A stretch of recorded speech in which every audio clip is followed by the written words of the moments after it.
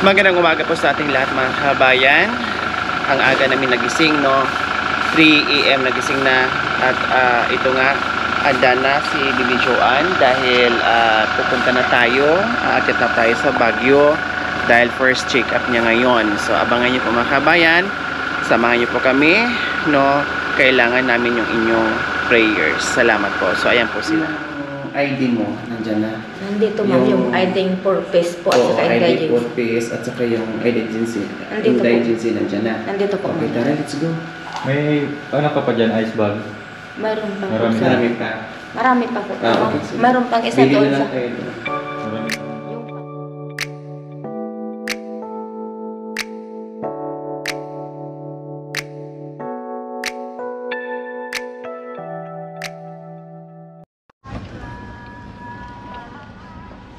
Joanne.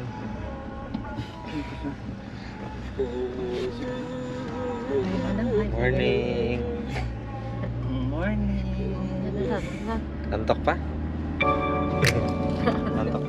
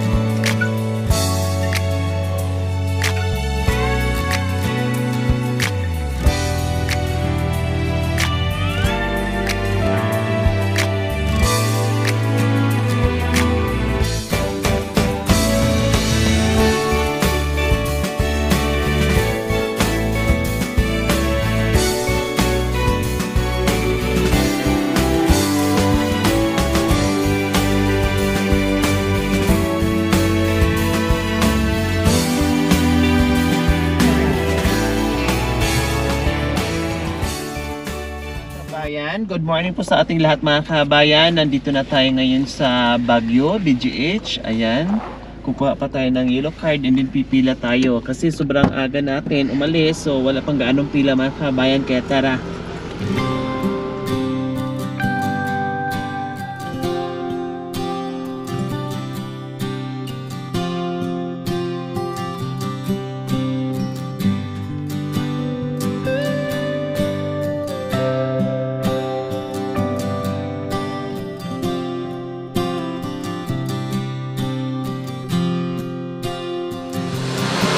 Good morning mga kabayan, nandito na tayo muli sa BGH. So mag-antay na lang tayo sa appointment natin kasi 8:30 po tayo.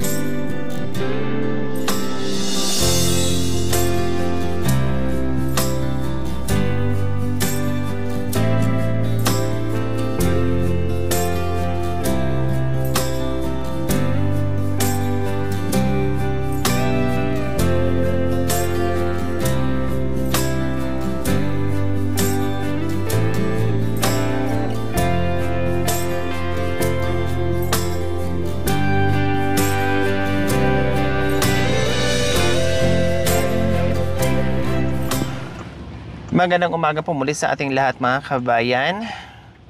So natapos na po yung aming check-up dito kay Joanne, no? Hindi kami doon natuloy sa OPD mga kabayan, no? Pumunta kami sa pediatrics kasi po ay may ubo sipon si Baby Joanne, no? Si Joanne hindi siya pwedeng ihalo doon, so pumunta kami ng pedia. So, niresitahan tayo ngayon para sa ubot sipon niya dahil kailangan pagalingin pa talaga yung ubot sipon. At ito po mga kabayan yung ating mga schedules, no? By September 15 po, by September 11 po mga kabayan, babalik tayo for genetics. Tapos September 15 for to the eco naman po mga kabayan yung gagawin.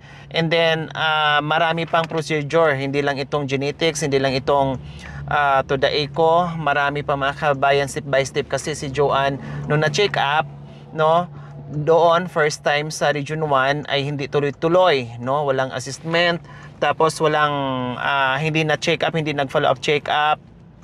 So ito nagpanibago tayo ngayon, lahat-lahat gagawin, no, and then underweight si Joanne. So kailangan natin baka i-refer pa tayo sa nutritions, no, na syempre i-guide tayo kung paano yung tamang pagkain, masustansyang pagkain. Sabi ko nga ni Ate Mylene, bago natin sila sinundo, kailangan maging handa yung katawan ni Joanne, no, na malakas yung kanyang immune system bago tayo mag-undergo ng operasyon.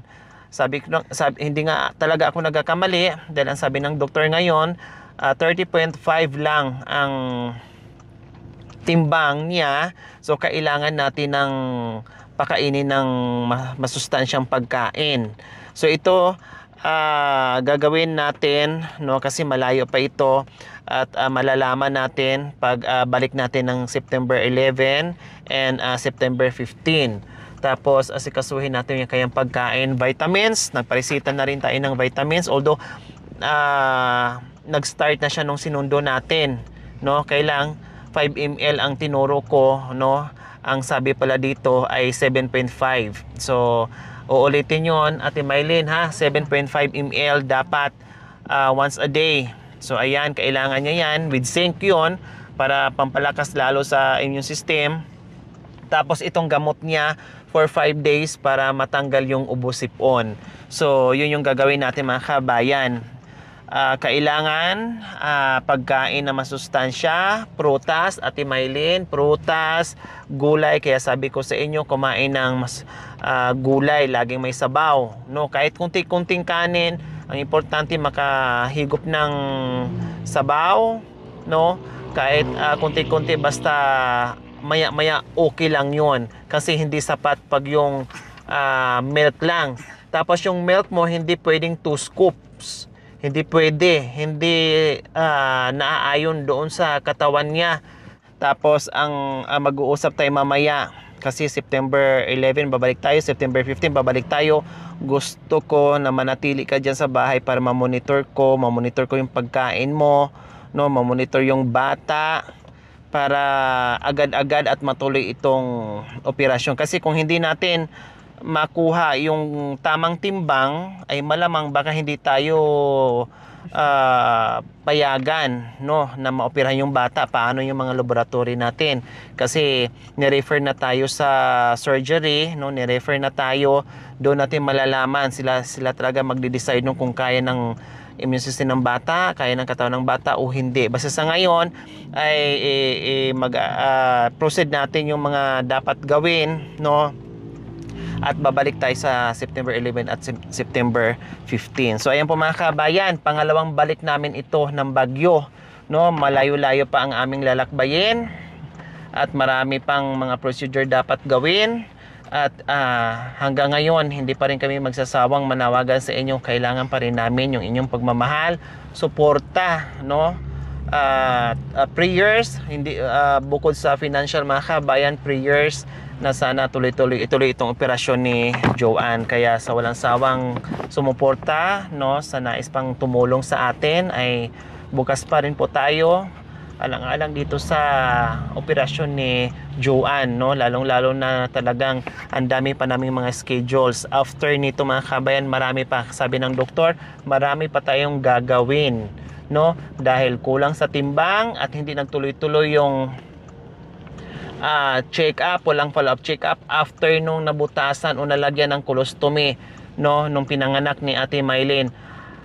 After noon, no, 7 years old na ngayon si Baby Joanne, walang follow-up check-up yon. Kaya ngayon, back to zero tayo, lahat gagawin, no, para maoperan, tuluyan ng maoperan. Sabi ni doktora kanina, bakit ngayon mo lang pinunta, no, dapat noon pa lang para maaga pa na, habang maaga pa. Kaya lang, syempre, sabi nga, sagot ni Ate Mylene doon, ay kulang sa budget, mahirap ang buhay, ganyan, no?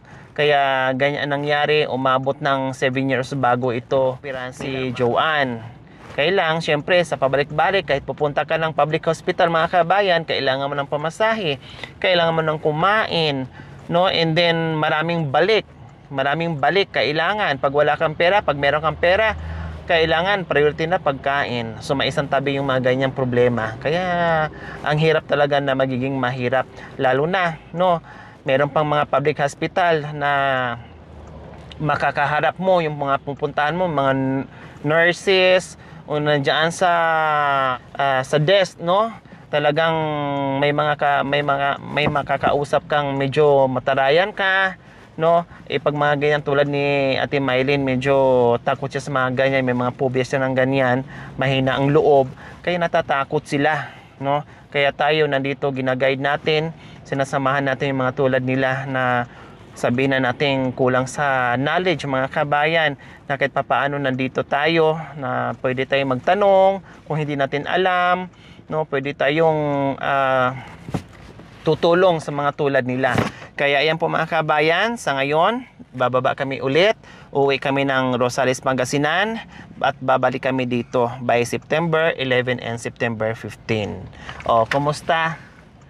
Ma'am, gumaan din po, ma'am, ang loob ko, ma'am. Gumaan ang loob nyo? Opo. Bakit gumaan ang loob nyo, Ate Mylene? Kasi, ma'am, hindi na masungit, ma'am, yung doktor, ma'am. Hindi na kayo kinabahan kanina? Hindi na po, ma'am. Hindi na. O, ganun lang talaga sila. No? Pag meron kang mali, pagalitan ka, depende sa sitwasyon. No? Depende sa sitwasyon. Kaya tapangan mo at lakas mo yung loob mo para sa anak mo, Ate Mylene. Narinig mo kanina na kulang sa nutrition yung bata, kulang sa timbang. Kailangan natin magiging normal yung timbang niya. So, anong gagawin natin, Ate Mylene, para Kainin po siya, ma'am, ng gulay, ma'am. masustansyang pagkain, ha? Kaya binigyan ko kaagad nung nag-travel tayo, nung pagsundo ko sa inyo, dahil nakitaan ko na mahina yung immune system ni Joanne, kaya agad-agad binili ko yung vitamins with zinc, no? Joanne, okay? Tara, hanggang ngayon mga kabayan, umakyat tayo na ang kapal ng ulap o fogging, no? Ang kapal ng fog. Tapos umuulan, hanggang ngayon bababa na tayo pero ganun pa rin ang daan. Okay?